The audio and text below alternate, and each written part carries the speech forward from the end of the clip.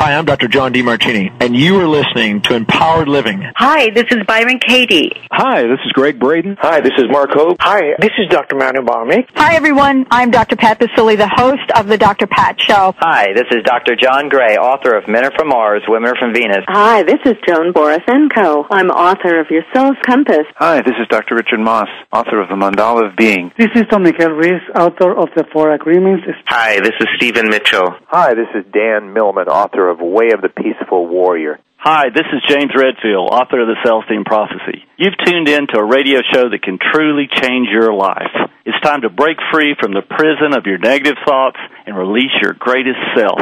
You're listening to Empowered Living with Steve Maraboli. A Better Today welcomes you to Empowered Living, Life, the Truth, and Being Free with host, speaker, writer, and personal coach Steve Maraboli. In the next hour, Steve and his expert guests take you on a quest for truth and highlight philosophies and strategies that help you release to your greatest self. It's time to focus on your potential instead of your limitations. Here's your host, Steve Maraboli. Welcome. You're listening to Empowered Living, Life, the Truth, and Being Free. I'm your host, Steve Maraboli. You're listening to Part 2 of our special series, The Spiritual Experience with James Redfield. As this is the first one you're listening to, don't forget to download Part 1. We had an amazing conversation about power struggles and the fourth insight of the Celestine Prophecy. For more information about A Better Today, our speeches, programs, seminars, please visit abettertoday.com or stevemaraboli.com. Our popular newsletter is absolutely free and available for download. We send it to you in PDF form so that you can download it. It's multi-page. You can enjoy it and share it if you'd like. And that's also available at abettertoday.com. We have great big news happening with Empowered Living Radio Show. Be sure to check out empoweredlivingradio.com to hear about our expansion. We're already listened to by thousands across the globe and available for download by millions more on iTunes, and we're going to continue to expand. We want to make sure that everyone is able to listen to Empowered Living Radio. So check out empoweredlivingradio.com. You know, I was listening to the intros, I'm so happy to have had so many people on my show. And I heard Dr. Pat. Dr. Pat's a good friend of mine. She has an amazing radio show. You know, they call her the Oprah of radio, and I don't even know if that does her justice. Her show is fantastic, and Dr. Pat is the real deal. So make sure you check out her show on the Voice America Network. She's an absolutely fantastic human being, and her radio show is always entertaining and powerful, empowering, insightful, and educational. Don't forget to check out the Dr. Pat Show.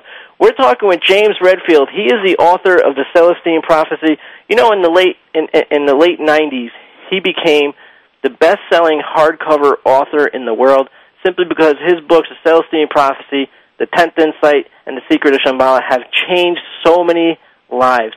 They were instant bestsellers, and the enthusiasm from these books was incredible simply because people were able to understand the model that he lays out, the model for spiritual perception and actualization. And it has resonated with millions of people across the globe. We're fortunate enough to have him every month here for a special series. Our current series is called The Spiritual Experience. James, we were talking about power struggle. Did you want to just close on power struggle, and then we'll get to some feedback and some other things that we usually get to, like 2012, and a lot of people have been waiting for you to give a 2012 update. Let's just summarize the power struggle and then get to the rest of the show. Yes, and again, part one of this day would be the majority of the concepts about power struggles, but it really boils down to this, I think, Steve. We're becoming more conscious of the quality of our relationships right now. Everyone, it's in the zeitgeist. You know, it's in the social field now. So we all want positive relationships because it helps us to stay upbeat. It helps us to have positive people around us. And the first thing we have to do is take a look at these at our relationships, is to really focus on are my relationships bringing me up, bringing me joy, or are there power struggles involved here with people that come into my life? And what we do is once we look at that, we'll see some power struggles. Everybody has them. and we need to take a look at the quality or the style of our own approach to relationships. Do we expect people to be critical of us? Do we expect people to be intimidating to us? Do we expect people to be aloof and avoid us? What is our own expectation? Do we do any of these little games that people play in order to win over each other and to feel affirmed and build up other people's energy by hook or crook? So take a look at ourselves first. Then all of us have to go back to the spiritual connection, which we've also talked about on this series. Go back to the well, find and cultivate some type of practice that cultivates a deeper spiritual energy within, gives us a solidity, gives us a sense of not being at the whim of people's opinions of us. And once we do that, then we can start to act toward improving our relationships. We vow to throw out our own control dramas and move toward connecting with the positive inside and giving positive energy to people's highest self. It doesn't mean we necessarily agree with what they're saying, but start to talk about subjects with them by focusing on their greatest self, expecting their best self to come to the fore when someone speaks to us. Once we do that, that's what charisma looks like, actually. Once we give that energy and hold that countenance with other people, then if we still find ourselves in a control drama, we can, from a loving perspective, name the game.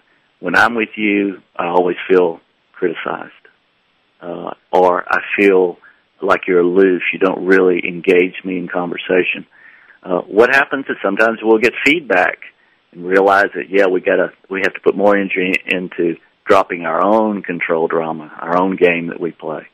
But if you name the game is diminished. It can't be played if everybody's talking about the game itself in a relationship. And then you can move toward an authentic conversation. And an authentic conversation is the one, that's the type relationship that we want in our lives. It's conducive to the building even more spiritual power of our own. When people give us positive energy back, and that happens when we start to expect it.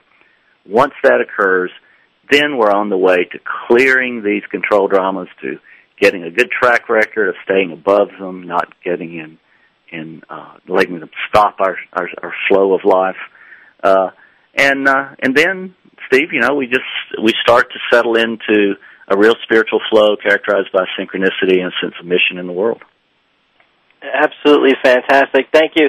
James, we're getting tons of feedback thanking you for taking the time to discuss this. Apparently, it was more than just one person who wanted to hear about it today, and we recognized that the second that we realized we were in the flow.